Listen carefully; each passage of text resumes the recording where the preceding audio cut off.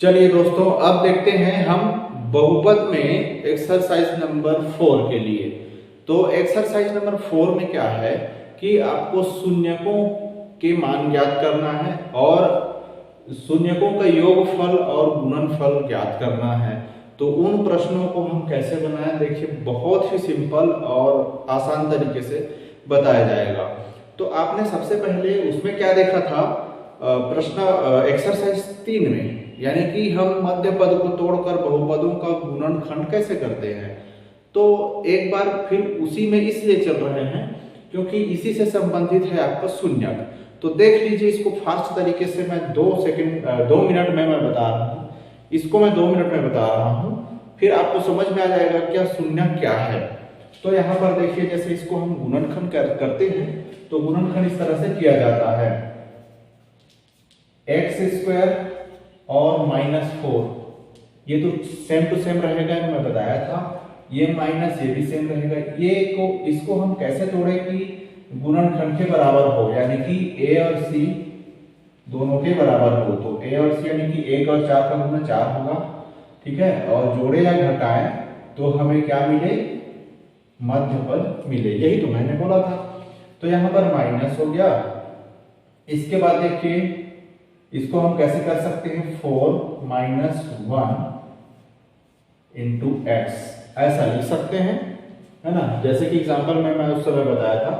तो ये 4 और 1 का मल्टीप्लाई करते हैं तो 4 आता है, और जोड़े या घटाए यानी कि 4 में -1 को घटाए तो कितना आएगा, -3x जो है आएगा। माइनस तो सामने लगा हुआ है।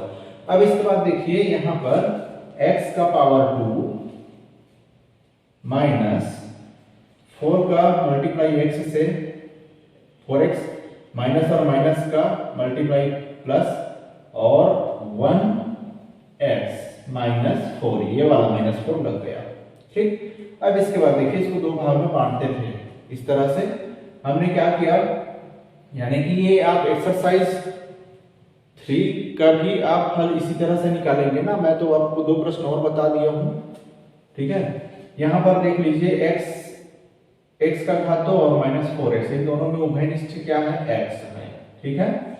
यहां पर देखिए, अब इन दोनों में उभयनिष्ठ x है तो यहां पर क्या बचा, x बचा, माइनस का माइनस, यहां से x निकल गया है तो 4 बचा, ठीक। उसके बाद प्लस का प्लस लगाएंगे। इन दोनों में उभयनिष्ठ क्या है, देखिए इन दोनों में उभयनिष्ठ है आपका 1 उभयनिष्ठ है तो उसको बाहर निकाल लीजिए। और फिर यहां पर क्या बचा, x बचा, और यहां पर -4 बचा। तो आपके पास 2 गुणनखंड मिल रहा है, कौन कौन सा, x - 4, ये वाला, ये 2 बार है इसलिए हमने एक बार लिखा, x + 1, ये आपके पास 2 गुणनखंड मिल गए। अब हम प्रश्नावली 4 में जब जाने वाले हैं तो यहीं से स्टार्ट होता है प्रश्नावली 4। कैसे, वहां पर आपको प्रश्न 1 में दिया है कि शून्यक ज्ञात कीजिए या फिर गुणनखंड ज्ञात। तो यहां पर देख लीजिए, इसको कैसे करेंगे, x - 4 और x + 1, ये गुणनखंड है, इस बहुपद का गुणनखंड है। अब शून्यक ज्ञात करेंगे तो शून्यक कैसे ज्ञात किया जाता है, शून्यक वह मान होता है, ठीक है,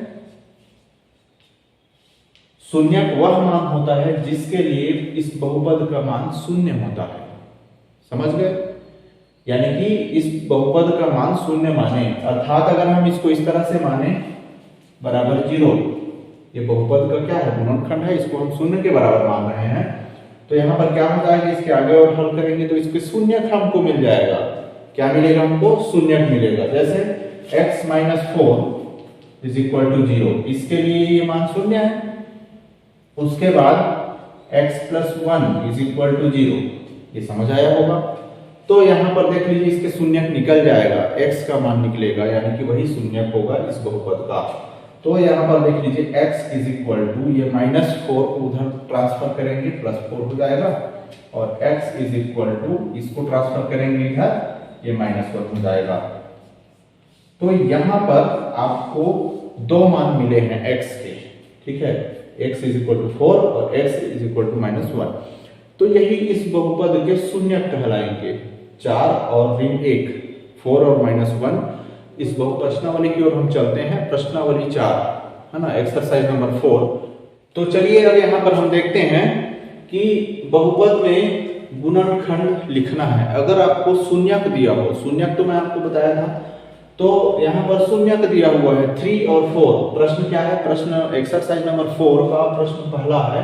पहला का पहला हम हल कर रहे हैं। नीचे ax का power 2 plus bx plus c के रूप में द्विघाती बहुपद के शून्यक दिए गए हैं। ये शून्यक है, इनके आपको क्या करना है, गुणनखंड लिखना है। तो बिल्कुल सिंपल है, ये दोनों तो एक दूसरे को देख ही रहे हैं, ये गुणनखंड है और ये शून्यक है। तो कैसे आता है, -4 है तो यहाँ पर शून्यक 4 प्लस 1 है तो -1 यहाँ पर शून्यक होगा। तो इसी तरह से यहाँ पर देख लीजिए, ये शून्यक दिया हुआ है तो इसका गुणनखंड क्या होगा, इसके गुणनखंड होगा देखिए x -3 और दूसरा गुणनखंड क्या होगा x -4। एकदम डायरेक्ट आंसर है इसका। ये प्लस में है तो -3 के रूप में लिखेंगे, ये प्लस में है तो -4 के रूप में लिखेंगे। तो x -3 x -4 इसके गुणनखंड होंगे, यहां से स्पष्ट हो जा रहा है। ठीक, उसके बाद देखिए -2 और -3 ये दो शून्यक आपको दिए हैं, इसके गुणनखंड निकालना है। तो देखिए कैसे होगा, x + 2 -2 का +2 हो गया और इसका क्या हो जाएगा, दूसरा गुणनखंड क्या होगा x + 3। ये इसका आंसर हो गया। बस इतना छोटा सा आंसर है। यहाँ पर प्रश्न नंबर 2 में शून्यकों का योगफल और गुणनफल दिया हुआ है, आप देख सकते हैं। तो यहाँ पर शून्यकों का योगफल का सूत्र होता है ऋण b/a और शून्यकों का गुणनफल का सूत्र होता है c/a। तो प्रश्न नंबर 2 में जब हम चलते हैं तो यही चीज दिया हुआ है कि योगफल और गुणनफल ज्ञात कीजिए। तो यहाँ पर ये बहुपद दिया हुआ है, इस बहुपद का योगफल और गुणनफल हमें ज्ञात करना है। तो देखिए किस तरह से होगा, ये प्रश्न पहला है, x का घात 2 धन 10 x धन 24, यानी कि हम इस बहुपद का योगफल और गुणनफल ज्ञात करेंगे इस सूत्र के साथ। बहुत सिंपल है। तो सबसे पहले आप क्या करेंगे, जो दिए गए बहुपद है इसको आप मानक समीकरण से तुलना करेंगे, द्विघात मानक समीकरण से तुलना करेंगे। द्विघात मानक समीकरण ये दिया हुआ है, ठीक है। तो आप इस तरह से लिख सकते हैं,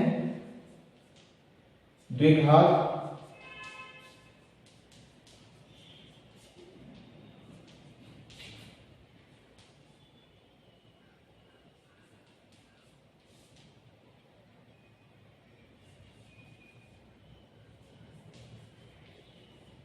द्विघात मानक समीकरण क्या होता है, ax का घात 2 धन bx धन c, ठीक है।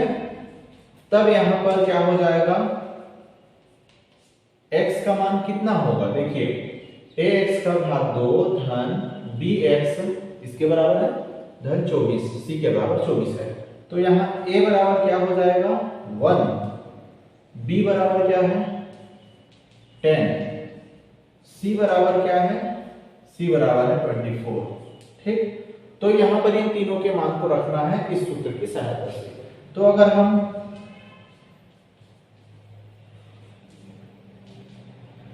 तो शून्यकों का अगर योगफल करें